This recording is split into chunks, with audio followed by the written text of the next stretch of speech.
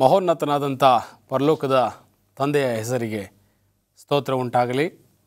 ಈ ಒಂದು ನೂತನ ಸರಣಿಯ ಮೂಲಕವಾಗಿ ಪೌಲನು ಬರೆದಿರತಕ್ಕಂಥ ಪತ್ರಿಕೆಗಳ ವಿಚಾರವಾಗಿ ಸತ್ಯವೇದದ ಅಧ್ಯಯನವನ್ನು ನಾವು ಮಾಡ್ತಾ ಇದ್ದೇವೆ.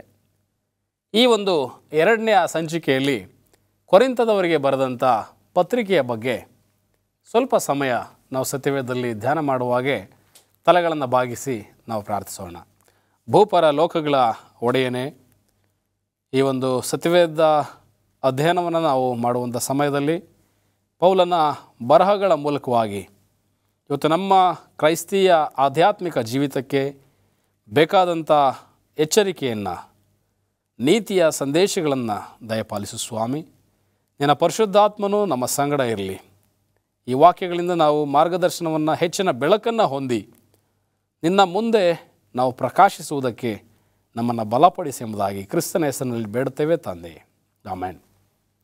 ಈ ಸರಣಿಯಲ್ಲಿ ನಾವು ಪೌಲನ ಬರಹಗಳ ಬಗ್ಗೆ ಹಾಗೂ ಆತನ ಬರೆದಿರ್ತಕ್ಕಂಥ ಪತ್ರಿಕೆಗಳ ಬಗ್ಗೆ ನಾವು ಅಧ್ಯಯನವನ್ನು ಮಾಡ್ತಾ ಇದ್ದೇವೆ. ಕಳೆದ ಸಂಚಿಕೆಯಲ್ಲಿ ನಾವು ರೋಮಾಪುರ ಪತ್ರಿಕೆಯ ಬಗ್ಗೆ ನೋಡಿದ್ವಿ. ಯಾವ ರೀತಿಯಾಗಿ ಆ ರೋಮಾಪುರ ಸಭೆಯು ಹಾಗೂ ಅನೇಕ ವಿಶ್ವಾಸಿಗಳು ದೇವರಿಗೆ ವಿರುದ್ಧವಾದಂಥ ಕಾರ್ಯದಲ್ಲಿ ತೊಡಗಿ ಅವರು ದೇವರ ಕೋಪಕ್ಕೆ ಅವರು ಒಳಗಾದರು. ಇವತ್ತು ಈ ಒಂದು ಸಂಚಿಕೆಯಲ್ಲಿ ಕೊರಿಂಥ ಸಭೆಗೆ ಪೌಲನು ಪತ್ರಿಕೆಯನ್ನು ಬರೆಯುವಂಥದ್ದು ನೋಡ್ತೇವೆ. ಇತಿಹಾಸಕಾರರು ಹೇಳ್ತಾರೆ, ಈ ಒಂದು ಪತ್ರಿಕೆಯನ್ನು ಆತನು ಕ್ರಿಸ್ತ ಶಕ 55 ಮತ್ತು 56 ಸಮಯದಲ್ಲಿ ಈತನು ಬರೆದಿದ್ದಾನೆ. ಪೌಲನು ಆತನ ಸುವಾರ್ಥ ಸೇವೆಯಲ್ಲಿ ಈ ಕೊರಿಂಥ ಸಭೆಯನ್ನು ಬಹಳಷ್ಟು ಎಚ್ಚರಿಕೆಯನ್ನು ಕೊಟ್ಟು, ಈ ಕೊರಿಂಥ ಸಭೆಗೆ ಒಂದು ಮಹತ್ವವನ್ನು ಕೊಟ್ಟು ಆತನು ಸುವಾರ್ತೆ ಮಾಡುವಂಥದ್ದು ನೋಡ್ತೇವೆ. ಯಾಕಂತಂದರೆ ಈ ಕೊರಿಂಥ ಎಂಬುದಾಗಿ ಹೇಳುವಾಗ ಇದೊಂದು ದೊಡ್ಡ ಪಟ್ಟಣವಾಗಿತ್ತು. ಆ ಒಂದು ಪಟ್ಟಣದಲ್ಲಿ ಅನೇಕ ವಿಶ್ವಾಸಿಗಳಿದ್ದರು, ಅನೇಕ ಅನ್ಯ ಜನರಿದ್ದರು. ಅವರೆಲ್ಲರೂ ಸಹ ಅವರದೇ ಆದಂಥ ಮಾರ್ಗಗಳಲ್ಲಿ ದೇವರಿಗೆ ಅವಿಧೇಯರಾಗಿ ನಡೆಯುವಂಥ ಸಮಯದಲ್ಲಿ ಪೌಲನು ಈ ಒಂದು ಕೊರಿಂಥ ಪಟ್ಟಣದಲ್ಲಿ ಸುಮಾರು 1.5 ವರ್ಷ ಆತನು ಇದ್ದುಕೊಂಡು ಈ ಕೊರಿಂಥ ಪಟ್ಟಣದಲ್ಲಿ ಆತನ ಸೇವೆಯನ್ನು ಮಾಡಿದೆ ಎಂಬುದನ್ನು ನೋಡ್ತೇವೆ. ನಮ್ಮ ಸತ್ಯವೇದದಲ್ಲಿ ಅಪೊಸ್ತಲರ ಕೃತ್ಯ 18ನೇ ಅಧ್ಯಾಯ 9 ಮತ್ತು 10ನೇ ವಚನವನ್ನು ನಾವು ಓದುವ ಹಾಗೆ ಈ ಸತ್ಯವೇದದ ಭಾಗದಲ್ಲಿ ಕ್ರಿಸ್ಪನು ತನ್ನ ಮನೆಯವರೆಲ್ಲರ ಸಹಿತ ಕರ್ತನಲ್ಲಿ ನಂಬಿಕೆ ಇಟ್ಟನು ಮತ್ತು ಕೊರಿಂಥದವರಲ್ಲಿ ಅನೇಕರು ಕೇಳಿ ನಂಬಿ ದೀಕ್ಷಾಸ್ನಾನ ಮಾಡಿಸಿಕೊಂಡರು. ಅವನು 1 ವರ್ಷ 6 ತಿಂಗಳು ಅಲ್ಲೇ ಇದ್ದುಕೊಂಡು ಆ ಜನರಿಗೆ ದೇವರ ವಾಕ್ಯವನ್ನು ಉಪದೇಶ ಮಾಡುತ್ತಿದ್ದನು. ಇಲ್ಲಿ ಪೌಲನು ಈ ಒಂದು ಕೊರಿಂಥ ಸಭೆಯಲ್ಲಿ 1 ವರ್ಷ 6 ತಿಂಗಳು 1.5 ವರ್ಷ ಆತನ ಸುವಾರ್ಥ ಸೇವೆಯನ್ನು ಮಾಡಿದ್ನೆಂಬುದನ್ನು ನೋಡ್ತೇವೆ. ಅನೇಕ ಜನರು ಆತನ ಸುವಾರ್ತೆಯನ್ನು ಅಂಗೀಕರಿಸ್ಕೊಂಡ್ರು. ಅನೇಕ ಜನರು ಕ್ರಿಸ್ತನ ಹೆಸರಿನಲ್ಲಿ ದೀಕ್ಷಾಸ್ನಾನವನ್ನು ಪಡ್ಕೊಂಡ್ರು. ಇಂಥ ಒಂದು ಸುವಾರ್ಥ ಕೇಂದ್ರವಾಗಿದ್ದಂಥ ಕೊರಿಂಥ ಸಭೆ ಆ ಪೌಲನ ಸುವಾರ್ತೆಯ ನಂತರ ಆತನು ಅಲ್ಲಿ ಸುವಾರ್ತೆಯ ಬೀಜವನ್ನು ಬಿತ್ತಿ ಅನೇಕರನ್ನ ರಕ್ಷಣೆ ಮಾರ್ಗಕ್ಕೆ ತಂದು ತನ್ನ ಸುವಾರ್ತೆಯ ಪ್ರಯಾಣಕ್ಕೆ ಹೊರಟ ಕೆಲವೇ ವರ್ಷಗಳಲ್ಲಿ ಈ ಕೊರಿಂಥ ಸಭೆ ದೇವರ ಭಕ್ತಿಯಲ್ಲಿ ಕುಗ್ಗುವುದನ್ನು ನಾವು ನೋಡ್ತೇವೆ. ಈ ಒಂದು ಸಭೆಯಲ್ಲಿ ಅನೇಕ ರೀತಿಯ ಘರ್ಷಣೆಗಳು, ಗಲಭೆಗಳು ಉಂಟಾಗುವಂಥದ್ದನ್ನು ನಾವು ನೋಡ್ತೇವೆ. ಸಭಿಕರ ಮಧ್ಯದಲ್ಲಿ, ವಿಶ್ವಾಸಿಗಳ ಮಧ್ಯದಲ್ಲಿ, ಸಹೋದರರ ಮಧ್ಯದಲ್ಲಿ ಅನೇಕ ರೀತಿಯ ತಾರತಮ್ಯದ ಅಭಿಪ್ರಾಯಗಳು ಬರುವಂಥದ್ದು ನಾವು ನೋಡ್ತೇವೆ. ಸೈತಾನನು ಸಾಕಷ್ಟು ಬಲವಾಗಿ ಈ ಕೊರಿಂಥ ಸಭೆಯ ವಿರುದ್ಧವಾಗಿ ಆತನು ಕಾರ್ಯ ಮಾಡ್ತಾ ಇದ್ದಾನೆ. ಈ ಒಂದು ಘಟನೆಯನ್ನು ಕೇಳಿದಂಥ ಪೌಲ ತಾನು ಸುವಾರ್ತೆಯ ಪ್ರಯಾಣದಲ್ಲಿದ್ದಾಗ್ಯೂ ಸಹ ಈ ಕೊರಿಂಥ ಸಭೆಯ ಮೇಲೆ ಆತನಿಗಿರ್ತಕ್ಕಂಥ ಕಾಳಜಿ ಈ ಒಂದು ಪತ್ರವನ್ನು ಬರೆಯುವಂತೆ ಮಾಡ್ತೇವೆ ಎಂಬುದಾಗಿ ನಾವು ನೋಡ್ತೇವೆ. ಇವತ್ತು ಈ ಕೊರಿಂಥ ಸಭೆಗೆ ಬರೆದಿರ್ತಕ್ಕಂಥ ಈ ಎಚ್ಚರಿಕೆಯ ಸಂದೇಶಗಳು ಹಾಗೂ ಬುದ್ಧಿ ಮಾತುಗಳು ಈ ಅಂತ್ಯಕಾಲದಲ್ಲಿ ಜೀವಿಸ್ತಾ ಇರ್ತಕ್ಕಂಥ ನಮಗೂ ಸಹ ಯಾವ ರೀತಿಯಲ್ಲಿ ಇದು ನಮಗೆ ಮಾರ್ಗದರ್ಶನವನ್ನು ಕೊಡಲಿದೆ. ಇವತ್ತು ಸಹ ಸೈತಾನನು ದೇವರ ಸಭೆಯನ್ನು ಒಡಿಬೇಕೆಂಬುದಾಗಿ ಅನೇಕ ರೀತಿಯಲ್ಲಿ ಆತನ ತಂತ್ರಗಳನ್ನು, ಕಾರ್ಯಗಳನ್ನು ಮಾಡ್ತಾ ಇದ್ದಾನೆ. ಅಂಥ ಒಂದು ದೇವರ ಸಭೆಯ ಹಾನಿಗೆ ಒಳಗಾಗಿರ್ತಕ್ಕಂಥ ಈ ಸಭೆಗಳಿಗೆ ಪೌಲನು ಎಂತಹ ಒಂದು ಎಚ್ಚರಿಕೆಯನ್ನು ಕೊಡ್ತಾ ಇದ್ದಾನೆ. ನಮ್ಮ ಸತ್ಯವೇದದಲ್ಲಿ ನಾವು ನೋಡ್ತೇವೆ, ಕೊರಿಂಥದವರಿಗೆ ಬರೆದಂಥ ಮೊದಲನೇ ಪತ್ರಿಕೆ 1ನೇ ಅಧ್ಯಾಯ 10 ಮತ್ತು 11ನೇ ವಚನದಲ್ಲಿ ನಾವು ಧ್ಯಾನ ಮಾಡುವಾಗೆ, ಸಹೋದರರೇ, ನಿಮ್ಮೆಲ್ಲರ ಮಾತು ಒಂದೇ ಆಗಿರಬೇಕು, ನಿಮ್ಮಲ್ಲಿ ಭೇದಗಳಿರಬಾರದು, ನೀವು ಒಂದೇ ಮನಸ್ಸು, ಒಂದೇ ಅಭಿಪ್ರಾಯವೂ ಉಳ್ಳವರಾಗಿದ್ದು ಹೊಂದಿಕೆಯಿಂದಿರಬೇಕು ಎಂಬುದಾಗಿ ನಾನು ನಮ್ಮ ಕರ್ತನಾದ ಯೇಸು ಕ್ರಿಸ್ತನ ಹೆಸರಿನಲ್ಲಿ ನಿಮ್ಮನ್ನು ಬೇಡಿಕೊಳ್ಳುತ್ತೇನೆ. ಯಾಕಂದರೆ ಸಹೋದರರೇ, ನಿಮ್ಮಲ್ಲಿ ಜಗಳಗಳುಂಟೆಂದು ನಿಮ್ಮ ವಿಷಯವಾಗಿ ಕ್ಲೋಯೆಯ ಮನೆಯವರಿಂದ ನನಗೆ ತಿಳಿದು ಬಂತು. ಈ ಪೌಲನು ಸುವಾರ್ತೆಯ ಆ ಒಂದು ಪ್ರಯಾಣದಲ್ಲಿರುವಾಗ ಈ ಕೊರಿಂಥ ಸಭೆಯ ಬಗ್ಗೆ ಆತನಿಗೆ ಒಂದು ವರದಿ ಬರುವಂಥದ್ದಾಗಿದೆ. ಆತನು 1.5 ವರ್ಷ ಪ್ರಯಾಸಪಟ್ಟು ಸೇವೆ ಮಾಡಿದಂಥ ಸಭೆ, 1.5 ವರ್ಷ ಬಹಳಷ್ಟು ಕಷ್ಟದಲ್ಲಿ ಕೂಡಿಸಿದಂಥ ಸಭೆ, ಕಟ್ಟಿದ್ದಂಥ ಸಭೆ, ಅನೇಕರಿಗೆ ರಕ್ಷಣೆ ಮಾರ್ಗವನ್ನು ತೋರ್ಪಡಿಸಿದಂಥ ಸಭೆ, ಅನೇಕರಿಗೆ ದೀಕ್ಷಾಸ್ನಾನವನ್ನು ಕೊಟ್ಟಿದ್ದಂಥ ಈ ಒಂದು ಪೌಲನ ಪ್ರಯಾಸದ ಸಭೆ ಇವತ್ತು ಬಹಳಷ್ಟು ಭಿನ್ನಾಭಿಪ್ರಾಯದಿಂದ, ಜಗಳಗಳಿಂದ, ಅನೇಕ ರೀತಿಯ ದುರಾಭಿಪ್ರಾಯಗಳಿಂದ ಅದು ಒಡೆಯುವಂಥದ್ದನ್ನು ಪೌಲನು ಕೇಳುವಂಥ ಸಮಯದಲ್ಲಿ ಆತನು ಈ ಸಭೆಗೆ ಪತ್ರಿಕೆಯನ್ನು ಬರಿತಾ ಇದ್ದಾನೆ. ವಾಕ್ಯದಲ್ಲಿ ಸ್ಪಷ್ಟವಾಗಿ ಹೇಳ್ತದೆ, ನಿಮ್ಮಲ್ಲಿ ಭೇದಗಳಿರಬಾರದು, ನೀವು ಒಂದೇ ಮನಸ್ಸು, ಒಂದೇ ಅಭಿಪ್ರಾಯ ಉಳ್ಳವರಾಗಿದ್ದು ಹೊಂದಿಕೆಯಿಂದ ಇರಬೇಕೆಂಬುದಾಗಿ ಆ ಪೌಲನು ಇಲ್ಲಿ ಬರಿತಾ ಇದ್ದಾನೆ. ಕ್ರಿಸ್ತನ ಹೆಸರಿನಲ್ಲಿ ನಿಮ್ಮನ್ನು ಬೇಡಿಕೊಳ್ಳುತ್ತೇನೆ, ಯಾಕಂದರೆ ನಿಮ್ಮಲ್ಲಿ ಜಗಳಗಳುಂಟೆಂದು ನಾನು ಕೇಳಿದ್ದೇನೆ. ಬಹಳ ಸ್ಪಷ್ಟವಾಗಿ ಹಾಗೂ ಬಹಳ ನಿಖರವಾಗಿ ಪೌಲ ಹೇಳ್ತಾ ಇದ್ದಾನೆ, ನಿಮ್ಮಲ್ಲಿ ಒಂದೇ ಮನಸ್ಸಿರಲಿ, ಭೇದಗಳಿರಬಾರ್ದು, ಯಾವುದೇ ರೀತಿಯ ಕೆಟ್ಟ ಅಭಿಪ್ರಾಯಗಳಿಗೆ ನೀವು ಒಳಗಾಗಬೇಡ್ರಿ, ತಾರತಮ್ಯದ ವಿಚಾರಗಳಿಗೆ ನೀವು ಕಿವಿಗೊಡಬೇಡ್ರಿ, ಏಕ ಮನಸ್ಸುಳ್ಳವರಾಗಿ ನೀವು ಕರ್ತನಲ್ಲಿ ಇರ್ರಿ, ಜಗಳಗಳಿಗೆ ನಿಮ್ಮಲ್ಲಿ ಆಸ್ಪದ ಕೊಡಬೇಡ್ರಿ ಎಂಬುದಾಗಿ ಪೌಲನ ಎಚ್ಚರಿಕೆಯನ್ನು ಕೊಡ್ತಾ ಇದ್ದಾನೆ. ಇವತ್ತು ಈ ಕೊರಿಂಥ ಸಭೆಗೆ ಮಾತ್ರವಲ್ಲ, ಕ್ರೈಸ್ತರಾಗಿ ನಾವು ಜೀವಿಸುವಂಥ ಸಮಯದಲ್ಲಿ ಈ ಅಂತ್ಯಕಾಲದಲ್ಲಿ ಅನೇಕ ಸಭೆಗಳು ಇವತ್ತು ದೇವರ ಒಂದು ಕಾರ್ಯಗಳಿಗೆ ವಿರುದ್ಧವಾಗಿ ನಡೆಯುವಂಥದ್ದು ನೋಡ್ತೇವೆ. ಅನೇಕ ಬಾರಿ ಸೈತಾನನು ಸಭೆಗಳ ಒಳಗೆ ಇಂಥ ಭೇದಗಳನ್ನು ತರುವಂಥವನಾಗಿದ್ದಾನೆ, ಇಂಥ ಒಂದು ಭಿನ್ನಾಭಿಪ್ರಾಯಗಳನ್ನು ತರುವಂಥದ್ದು ನಾವು ನೋಡ್ತೇವೆ. ಇವತ್ತು ನಾವು ಕ್ರೈಸ್ತರಾಗಿದ್ದುಕೊಂಡು ಇಂಥ ಪೌಲನ ಬರಹಗಳನ್ನು ನಾವು ಗಮನಿಸುವಾಗ ನಮ್ಮ ಸಭೆಯನ್ನು ಯಾವ ರೀತಿ ನಾವು ಒಗ್ಗಟ್ಟಿನಲ್ಲಿ ನಾವು ಕಟ್ಟಬಹುದು, ಯಾವ ರೀತಿ ಒಂದೇ ಮನಸ್ಸುಳ್ಳವಂಥ ಒಂದು ಆ ಸ್ವಭಾವಕ್ಕೆ ನಾವು ನಮ್ಮ ಸಭೆಯನ್ನು ತಿರುಗಿಸ್ಬೋದು. ನಮ್ಮಲ್ಲಿರ್ತಕ್ಕಂಥ ಜಗಳಗಳು, ಭಿನ್ನಾಭಿಪ್ರಾಯಗಳು, ತಾರತಮ್ಯಗಳು, ಪಾಪಕದ ಸ್ವಭಾವಗಳು, ಸೈತಾನನ ಆ ಒಂದು ನಡೆಸುವಿಕೆಗೆ ವಿರುದ್ಧವಾಗಿ ಇವತ್ತು ನಾವು ದೇವರ ಗುಣಗಳಿಗೆ ನಮ್ಮನ್ನು ನಾವು ತೊಡಗಿಸ್ಕೊಳ್ಬೇಕಾಗ್ತದೆ. ಇವತ್ತು ಈ ಒಂದು ಒಂದೇ ಮನಸ್ಸು ಅಥವಾ ಒಂದೇ ಅಭಿಪ್ರಾಯ ಅಂತಕ್ಕಂಥದ್ದು ಕ್ರೈಸ್ತಿಯ ಸಭೆಗೆ ಬಹಳಷ್ಟು ಮುಖ್ಯವಾಗಿ ಬೇಕಾಗಿರ್ತಕ್ಕಂಥ ಅಂಶ. ಯಾಕಂದರೆ ಯೇಸು ಸ್ವಾಮಿ ಈ ಲೋಕವನ್ನು ಬಿಟ್ಟು ಪರಲೋಕಕ್ಕೆ ಏರಿ ಹೋಗುವಂಥ ಸಮಯದಲ್ಲಿ ಆ ಒಂದು ಆದಿ ಅಪೋಸ್ತಲರಿಗೆ ಒಂದು ಮಾತನ್ನು ಹೇಳುವಂಥವರಾಗಿದ್ದಾರೆ. ನಮ್ಮ ಸತ್ಯವೇದದಲ್ಲಿ ಅಪೋಸ್ತಲರ ಕೃತ್ಯ 1ನೇ ಅಧ್ಯಾಯಕ್ಕೆ ನಾವು ತಿರುಗಿಸುವಂಥ ಸಮಯದಲ್ಲಿ ವಾಕ್ಯ ಈ ರೀತಿಯಾಗಿ ಹೇಳ್ತದೆ. 3ನೇ ವಚನ, ಆತನು ಬಾಧೆ ಪಟ್ಟು ಸತ್ತ ಮೇಲೆ ತನ್ನನ್ನು ಜೀವಂತನೆಂದು ಅನೇಕ ಪ್ರಮಾಣಗಳಿಂದ ಅಪೋಸ್ತಲರಿಗೆ ತೋರಿಸಿಕೊಂಡನು. ಹೀಗಿರಲಾಗಿ ಆತನು ಅವರೊಂದಿಗೆ ಕೂಡಿದ್ದಾಗೆ ಅವರಿಗೆ, ಯೋಹಾನನಂತೂ ನೀರಿನಲ್ಲಿ ದೀಕ್ಷಾಸ್ನಾನ ಮಾಡಿಸಿದನು, ನಿಮಗಾದರೂ ಇನ್ನು ಸ್ವಲ್ಪ ದಿನದೊಳಗಾಗಿ ಪವಿತ್ರಾತ್ಮನಲ್ಲಿ ದೀಕ್ಷಾಸ್ನಾನವಾಗುವುದು.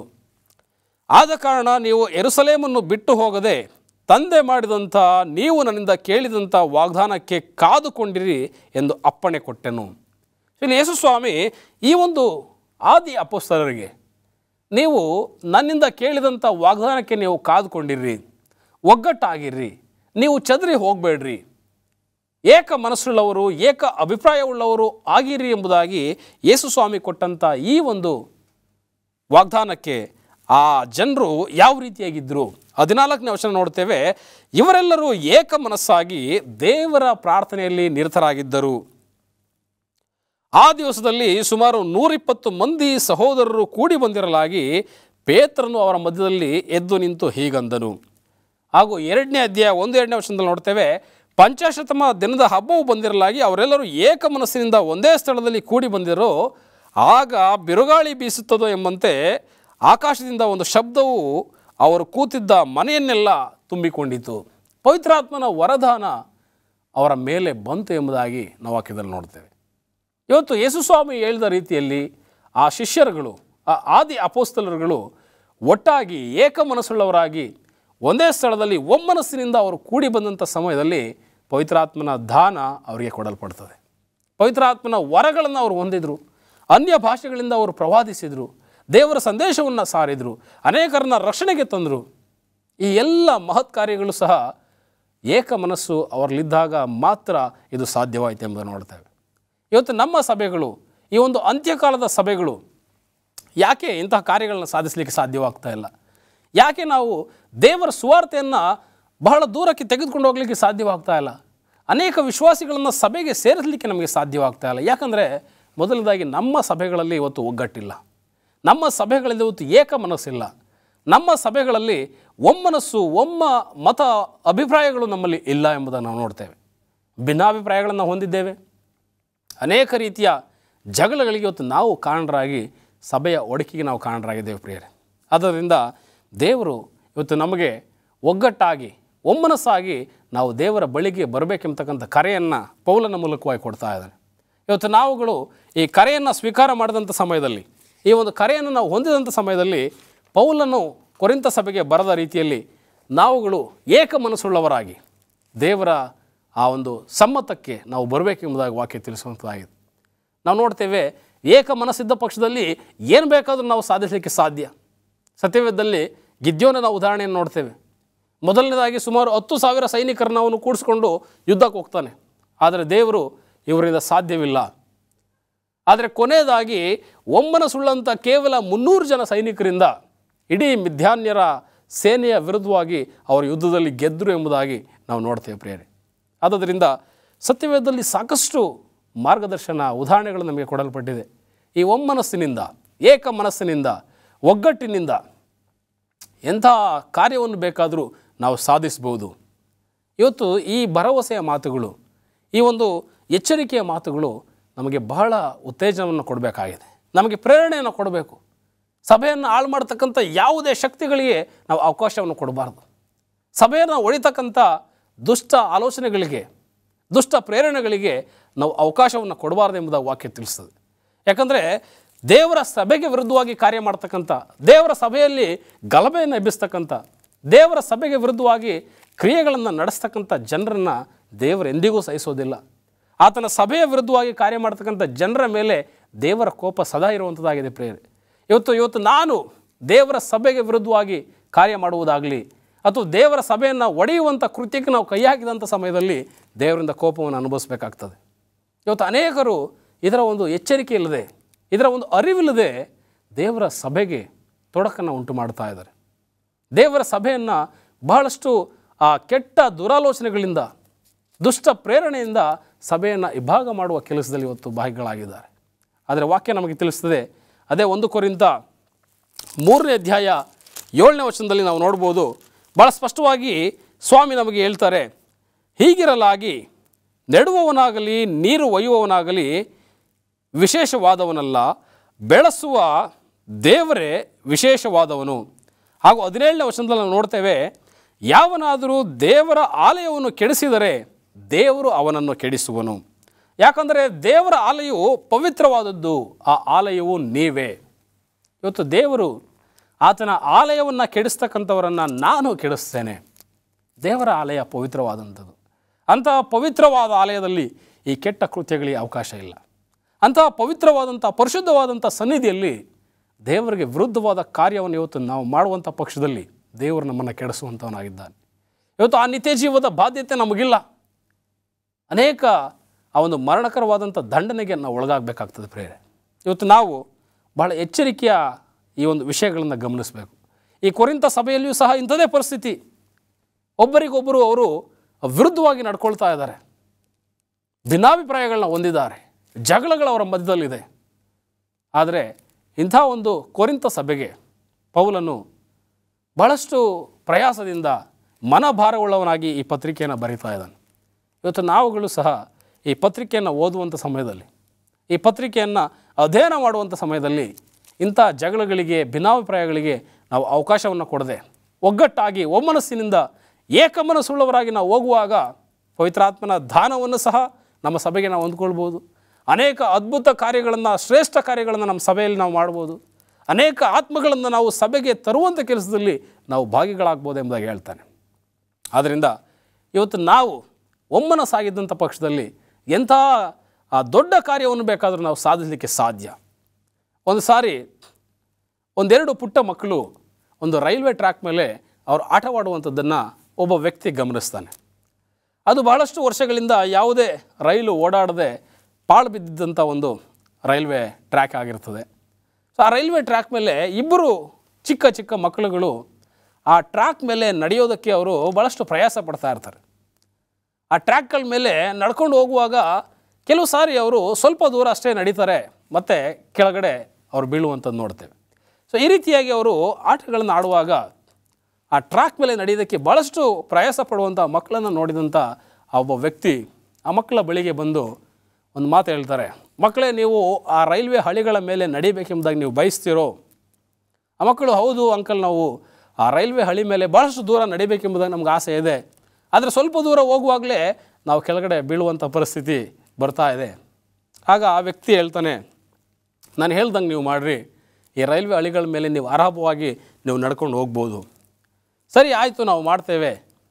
ಆ ವ್ಯಕ್ತಿ ಆ ಎರಡೂ ಬದಿಯ ರೈಲ್ವೆ ಹಳಿಗಳ ಮೇಲೆ ಒಂದು ಕಡೆ ಒಂದು ಮಗುವನ್ನು, ಇನ್ನೊಂದು ಕಡೆ ಇನ್ನೊಂದು ಮಗುವನ್ನು ನಿಲ್ಲಿಸಿ ಅವರಿಬ್ಬರ ಕೈಗಳನ್ನು ಒಟ್ಟಿಗೆ ಜೋಡಿಸಿ, ಈಗ ನೀವು ನಡ್ಕೊಂಡು ಹೋಗ್ರಿ ಎಂಬುದಾಗಿ ಹೇಳುವಾಗ ಅವರಿಬ್ಬರು ಸಹ ಒಬ್ಬರ ಸಹಾಯದಿಂದ ಒಬ್ಬರು, ಒಬ್ಬರ ಬಲದಿಂದ ಒಬ್ಬರು ಕೈಗಳನ್ನು ಹಿಡ್ಕೊಂಡು ಆ ಎರಡೂ ರೈಲ್ವೆ ಹಳಿಗಳ ಮೇಲೆ ಭಾಳ ಸುಲಭವಾಗಿ, ಭಾಳ ಆರಾಮವಾಗಿ ಅವ್ರು ಭಾಳಷ್ಟು ದೂರ ನಡ್ಕೊಂಡು ಹೋದರು ಅಂತ ನಾವು ನೋಡ್ತೇವೆ. ಸೊ ಈ ಒಂದು ಘಟನೆಯನ್ನು ನಾವು ಗಮನಿಸುವಾಗ ಒಬ್ಬಂಟಿಗರಾಗಿ ನಾವು ಏನನ್ನು ಸಾಧಿಸಲಿಕ್ಕೆ ಸಾಧ್ಯವಿಲ್ವೋ ಜೊತೆಯಾಗಿ ಏಕ ಮನಸ್ಸುಳ್ಳವರಾಗಿ ಒಮ್ಮತ ಉಳ್ಳವರಾಗಿ ನಾವು ಸಾಧಿಸಲಿಕ್ಕೆ ಸಾಧ್ಯ. ಇವತ್ತು ನಾವು ಕ್ರೈಸ್ತರು ಇಂಥ ಒಂದು ಸ್ವಭಾವಗಳನ್ನು ನಾವು ಹೊಂದಿರಬೇಕು. ನಾವು ಜೊತೆಯಾಗಿ ಕೆಲಸ ಮಾಡ್ತಕ್ಕಂಥದ್ದು, ಸಭೆಗಳಲ್ಲಿ ಒಗ್ಗಟ್ಟನ್ನು ಬೆಳೆಸ್ತಕ್ಕಂಥದ್ದು, ಸಭೆಗಳಲ್ಲಿ ಯಾವುದೇ ಒಡಕಿಗೆ ನಾವು ಅವಕಾಶವನ್ನು ಕೊಡದೆ ಏಕ ಮನಸ್ಸುಳ್ಳವರಾಗಿ ದೇವರನ್ನು ಆರಾಧಿಸುವಂಥ, ದೇವರ ಕಾರ್ಯಗಳನ್ನು ನಡೆಸುವಂಥ ಆ ಒಂದು ಸ್ವಭಾವ, ಆ ಒಂದು ಗುಣಗಳನ್ನು ನಾವು ರೂಢಿಸ್ಕೊಳ್ಬೇಕಾಗ್ತದೆ. ಆದ್ದರಿಂದ ಇವತ್ತು ಪ್ರತಿಯೊಬ್ಬರೂ ಸಹ ಇಂಥ ಒಂದು ಎಚ್ಚರಿಕೆಯ ಮಾತುಗಳನ್ನು ನಾವು ಗಮನಿಸಬೇಕು. ಈ 1 ಕೊರಿಂಥ ಪತ್ರಿಕೆಯಲ್ಲಿ ನಾವು ನೋಡುವಾಗೆ ಪೌಲನು ಇನ್ನೊಂದು ಬಹಳ ಮಹತ್ವವಾದ ವಿಚಾರವನ್ನು ಆತನು ಆ ಜನರಿಗೆ ಆತನು ಹೇಳಲಿಕ್ಕೆ ಇಷ್ಟಪಡ್ತಾನೆ. ಮೊದಲನೇದಾಗಿ, ನೀವು ಸಭೆಯಲ್ಲಿ ಯಾವುದೇ ಭಿನ್ನಾಭಿಪ್ರಾಯಕ್ಕೆ ನೀವು ಒಳಗಾಗಬೇಡ್ರಿ, ಜಗಳಗಳಿಂದ ನೀವು ದೂರ ಇರ್ರಿ. ಅದರ ಜೊತೆಗೆ ಇದೇ 1 ಕೊರಿಂಥ 13ನೇ ಅಧ್ಯಾಯದಲ್ಲಿ ಪ್ರೀತಿಯ ಬಗ್ಗೆ ಆತನು ತಿಳಿಸ್ತಾನೆ. ನಿಮ್ಮಲ್ಲಿ ಈ ಪ್ರೀತಿ ಎಂಬತಕ್ಕಂಥದ್ದು ಭಾಳ ಮುಖ್ಯವಾಗಿ ಬೇಕಾಗಿರ್ತಕ್ಕಂಥ ಅಂಶ. ಈ ಒಂದು ಪ್ರೀತಿಗೆ ನೀವು ಒಳಗಾದಂಥ ಸಮಯದಲ್ಲಿ, ಈ ಒಂದು ಪ್ರೀತಿಯ ಶ್ರೇಷ್ಠತೆಯನ್ನು ನೀವು ಅರ್ಥಕೊಂಡಂಥ ಸಮಯದಲ್ಲಿ ನಿಮ್ಮಲ್ಲಿ ಯಾವುದೇ ಭಿನ್ನಾಭಿಪ್ರಾಯ ಬರಲಿಕ್ಕೆ ಸಾಧ್ಯ ಇಲ್ಲ, ಯಾವುದೇ ಒಡಕುಗಳು ನಿಮ್ಮ ಮಧ್ಯದಲ್ಲಿ ಕಾರ್ಯ ಮಾಡಲಿಕ್ಕೆ ಸಾಧ್ಯ ಇಲ್ಲ. ಇವತ್ತು ಈ ಒಂದು ಪ್ರೀತಿಯ ಶ್ರೇಷ್ಠತೆಯನ್ನು ಈ ಅಂತ್ಯಕಾಲದಲ್ಲಿ ಜೀವಿಸ್ತಾ ಇರ್ತಕ್ಕಂಥ ನಾವುಗಳು ಸಹ ಅರಿತುಕೊಳ್ಳುವಂಥದ್ದು ಬಹಳ ಮುಖ್ಯ. ನಮ್ಮ ಸತ್ಯವೇದವನ್ನು 1 ಕೊರಿಂಥ 13ನೇ ಅಧ್ಯಾಯ 1ರಿಂದ ಕೆಲವು ವಚನಗಳನ್ನು ನಾವು ಧ್ಯಾನಿಸುವ ಹಾಗೆ ವಾಕ್ಯ ನಮಗೆ ತಿಳಿಸುವಂಥದ್ದಾಗಿದೆ. ನಾನು ಮನುಷ್ಯರ ಭಾಷೆಗಳನ್ನು, ದೇವದೂತರ ಭಾಷೆಗಳನ್ನು ಆಡುವವನಾದರೂ ಪ್ರೀತಿ ಇಲ್ಲದವನಾಗಿದ್ದರೆ ನಾದ ಕೊಡುವ ಕಂಚು, ಗಣಗಣಿಸುವ ತಾಳವೂ ಆಗಿದ್ದೇನೆ. ನನಗೆ ಪ್ರವಾದನ ವರವಿದ್ದರೂ, ಎಲ್ಲ ರಹಸ್ಯಗಳನ್ನು, ಸಕಲ ವಿಧವಾದ ವಿದ್ಯೆಯು ತಿಳಿಯಬೇಕಾದಷ್ಟು, ಬೆಟ್ಟಗಳನ್ನು ತೆಗೆದಿಡುವುದಕ್ಕೆ ಬೇಕಾದಷ್ಟು ನಂಬಿಕೆ ಇದ್ದರೂ ನಾನು ಪ್ರೀತಿ ಇಲ್ಲದವನಾಗಿದ್ದರೆ ಏನೂ ಅಲ್ಲದವನಾಗಿದ್ದೇನೆ. ನನಗಿರುವುದನ್ನೆಲ್ಲ ಅನ್ನದಾನ ಮಾಡಿದರು, ನನ್ನ ದೇಹವನ್ನು ಸುಡುವುದಕ್ಕೆ ಒಪ್ಪಿಸಿದರೂ ಪ್ರೀತಿಯು ನನಗಿಲ್ಲದಿದ್ದರೆ ನನಗೇನೂ ಪ್ರಯೋಜನವಾಗುವುದಿಲ್ಲ. ಇವತ್ತು ಈ ಎಲ್ಲ ಗುಣಗಳು ಪ್ರೀತಿಯ ಬಗ್ಗೆ ಭಾಳ ಶ್ರೇಷ್ಠವಾದ ಮಹತ್ವದ ವಿಚಾರಗಳನ್ನು ನಮಗೆ ತಿಳಿಸ್ಕೊಡ್ತಾ ಇದೆ. ಎಂಥ ಪರಾಕ್ರಮ, ಶೌರ್ಯ ನಮ್ಮಲ್ಲಿರ್ಬೋದು, ಈ ಲೋಕದಲ್ಲಿ ಎಂಥ ಒಂದು ಶ್ರೇಷ್ಠ ಸ್ಥಾನಮಾನಗಳು ನಮಗಿರ್ಬೋದು, ಹಣ, ಆಸ್ತಿ, ಸಂಪತ್ತುಗಳು ನಮಗಿರ್ಬೋದು, ಆದರೆ ಪ್ರೀತಿ ಇಲ್ಲದಿದ್ದರೆ ನನಗೆ ಯಾವುದೂ ಸಹ ಪ್ರಯೋಜನ ಇಲ್ಲ. ನಾವು ಎಂಥ ದಾನ ಧರ್ಮಗಳನ್ನ ಮಾಡಿದರೂ ಸಹ ವಾಕ್ಯ ಹೇಳ್ತದೆ, ನನ್ನ ದೇಹವನ್ನು ಸುಡುವುದಕ್ಕೆ ಒಪ್ಪಿಸಿದರೂ, ಅನ್ನದಾನ ಮಾಡಿದರೂ ಪ್ರೀತಿಯು ನಿನಗಿಲ್ಲದಿದ್ದರೆ ಏನೂ ಪ್ರಯೋಜನವಾಗುವುದಿಲ್ಲ. ಇವತ್ತು ಇಂಥ ಒಂದು ಪ್ರೀತಿಯ ವಿಚಾರದಲ್ಲಿ ಪೌಲ ನಮಗೆ ತಿಳಿಸ್ಕೊಡ್ತಾ ಇದ್ದಾನೆ. ಇವತ್ತು ನಾವು ಈ ವಾಕ್ಯಗಳನ್ನು ಓದುವಾಗ ಇವತ್ತು ನಾವು ಪ್ರೀತಿಯನ್ನು ಅಭ್ಯಸಿಸ್ತಕ್ಕಂಥದ್ದೇ ಬಹಳ ಮುಖ್ಯವಾಗಿರ್ತಕ್ಕಂಥ ಮೊದಲನೇ ಕಾರ್ಯ.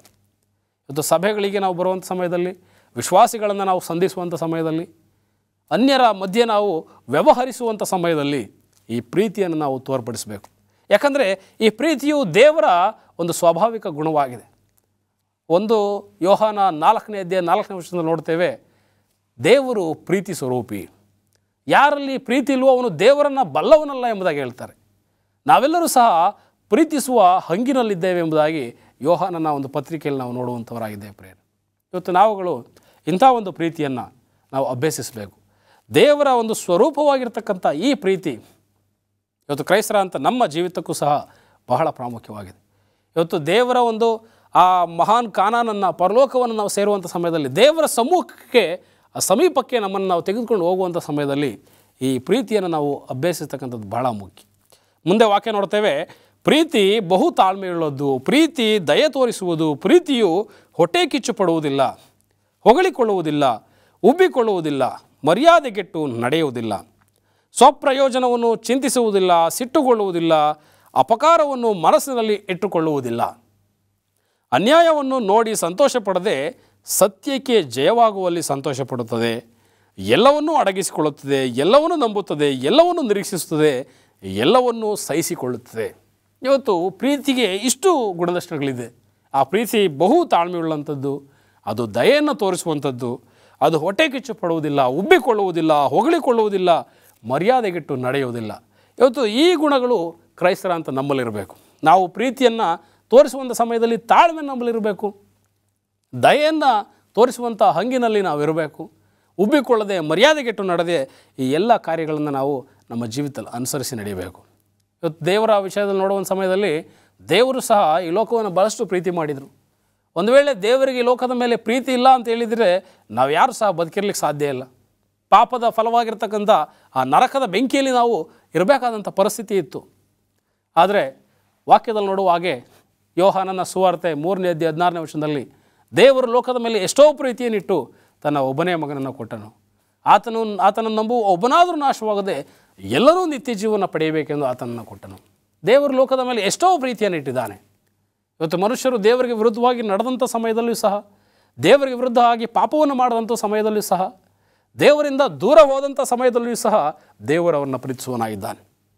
ಯಾವ ರೀತಿಯಾಗಿ ಆ ತಂದೆಯು ತನ್ನ ಒಬ್ಬನೇ ಮಗನು ತನ್ನ ಆಸ್ತಿಯನ್ನು ಪಡೆದುಕೊಂಡು ಆತನು ಆ ದೇಶ ಪರ್ಯಟನೆಗೆ ಅದನ್ನು ಹೋದಂಥ ಸಮಯದಲ್ಲಿ ತನ್ನ ಎಲ್ಲ ಆಸ್ತಿಯನ್ನು ಆತನು ನಷ್ಟ ಮಾಡಿಕೊಂಡು ಬರಿಗೈಯಲ್ಲಿ ಆತನು ತಿರುಗಿ ಬಂದಂಥ ಸಮಯದಲ್ಲೂ ಸಹ ತಂದೆ ತನ್ನ ಪ್ರೀತಿಯನ್ನು ಅವನಿಗೆ ತೋರಿಸಿದ್ನೋ, ತನ್ನ ಕರುಣೆಯನ್ನು ಆತನ ಮೇಲೆ ತೋರಿಸಿದ್ನೋ, ಅದೇ ರೀತಿಯಲ್ಲಿ ಇವತ್ತು ತಂದೆಯಾದ ದೇವರು ನಮ್ಮನ್ನು ಪ್ರೀತಿಗೆ ಕರೆಯುವಂಥವನಾಗಿದ್ದಾನೆ.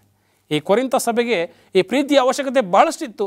ಅವರಲ್ಲಿ ಜಗಳ ಇತ್ತು, ಭಿನ್ನಾಭಿಪ್ರಾಯ ಇತ್ತು, ದ್ವೇಷ ಇತ್ತು, ಹೊಟ್ಟೆ ಕಿಚ್ಚಿತ್ತು, ಏಕ ಮನಸ್ಸವರಲ್ಲಿರಲಿಲ್ಲ, ಒಗ್ಗಟ್ಟಿರಲಿಲ್ಲ. ಆದರೆ ಇವತ್ತು ದೇವರು ಈ ವಾಕ್ಯಗಳ ಮೂಲಕವಾಗಿ ನಮಗೂ ಸಹ ಇಂತಹ ಸ್ವಭಾವಗಳನ್ನು ನೀವು ಹೊಂದಿದರೆ, ಇಂಥ ಸ್ವಭಾವಗಳಲ್ಲಿ ಇವತ್ತು ನೀವು ಜೀವಿಸ್ತಾ ಇದ್ದರೆ ನೀವು ಬದಲಾಗ್ರಿ, ಪ್ರೀತಿಯನ್ನು ಅಭ್ಯಸಿಸ್ರಿ, ಪ್ರೀತಿಗೆ ನೀವು ಬನ್ನಿರಿ, ಯಾಕಂದರೆ ನಾನು ನಿಮ್ಮನ್ನು ಪ್ರೀತಿಸಿದ್ದೇನೆ.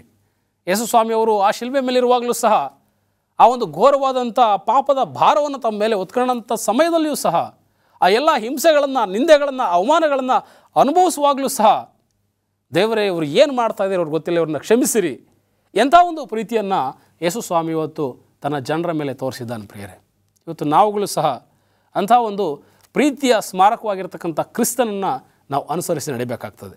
ಆ ಪ್ರೀತಿಯನ್ನು ನಮ್ಮ ಜೀವಿತದಲ್ಲಿ ನಾವು ಅನುಸರಿಸಿ ನಡೆಯುವಾಗ ನಮ್ಮಲ್ಲಿರ್ತಕ್ಕಂಥ ಎಲ್ಲ ದ್ವೇಷದ ಸ್ವಭಾವಗಳು, ಹೊಟ್ಟೆ ಕಿಚ್ಚು, ಜಗಳಗಳು ಇದೆಲ್ಲವೂ ಸಹ ನಮ್ಮನ್ನು ಬಿಟ್ಟು ಹೋಗುವಂಥದ್ದಾಗಿದೆ. ಆದ್ದರಿಂದ ಈ ಕೊರಿಂಥ ಸಭೆಗೆ ಪೌಲನು ಕೊಟ್ಟಿರ್ತಕ್ಕಂಥ ಈ ಒಂದು ವಿಶೇಷವಾದಂಥ ಎಚ್ಚರಿಕೆಯ ಮೂಲಕ ನಾವು ಸಹ ಏಕ ಮನಸ್ಸುಳ್ಳವರಾಗಿ ಹೆಚ್ಚಿನ ಪ್ರೀತಿಯಲ್ಲಿ ನಾವು ನಮ್ಮ ಜೀವಿತವನ್ನು ನಡೆಸೋಣ ಎಂಬುದಾಗಿ ಹೇಳ್ತಾ ಈ ಒಂದು ವಾಕ್ಯವನ್ನು ಮುಗಿಸ್ತೇನೆ. ದೇವರು ನಿಮ್ಮನ್ನು ಆಶೀರ್ವದಿಸಲಿ. ಪ್ರಾರ್ಥನೆ ಮಾಡೋಣ.